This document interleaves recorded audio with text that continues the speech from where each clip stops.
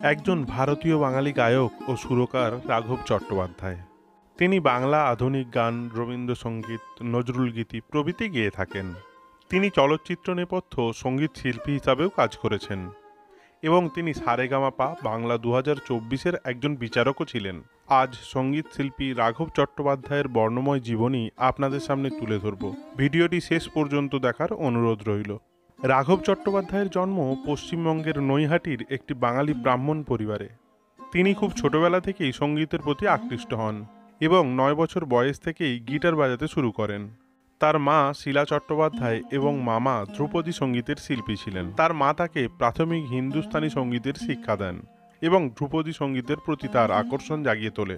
এরপর তিনি বিষ্ণুপুর ঘরানার ডক্টর অমিয়রঞ্জন বন্দ্যোপাধ্যায়ের কাছে সঙ্গীত শিক্ষা নেন। তারপর আরও 7 বছর সঙ্গীত রিসার্চ একাডেমিতে পণ্ডিত অজয় চক্রবর্তীর কাছে পাতিয়ালা ঘরানার ধ্রুপদী সঙ্গীতের শিক্ষা নেন। এরপরে তিনি উস্তাদ রশিদ খানের কাছে তার হিন্দুস্তানি সঙ্গীতের শিক্ষা চালিয়ে যেতে থাকেন।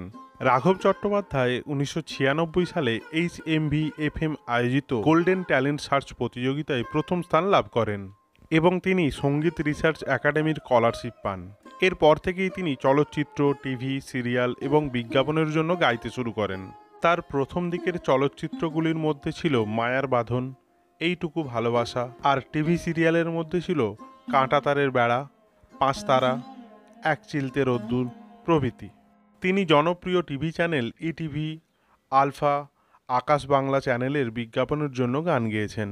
রাঘব চট্টোপাধ্যায়ের প্রথম বাংলা ক্যাসেট অ্যালবাম ছিল ভোরের আলো। তার প্রথম হিন্দি একক অ্যালবাম রিক্তা কসমিক মিউজিক থেকে প্রকাশিত হয়। তার বিখ্যাত বাংলা অ্যালবামগুলি হল তুমি নেই বলে, ভুবন মোহিনী, সামিয়ানা, অমর আকাশ প্রভৃতি উল্লেখযোগ্য।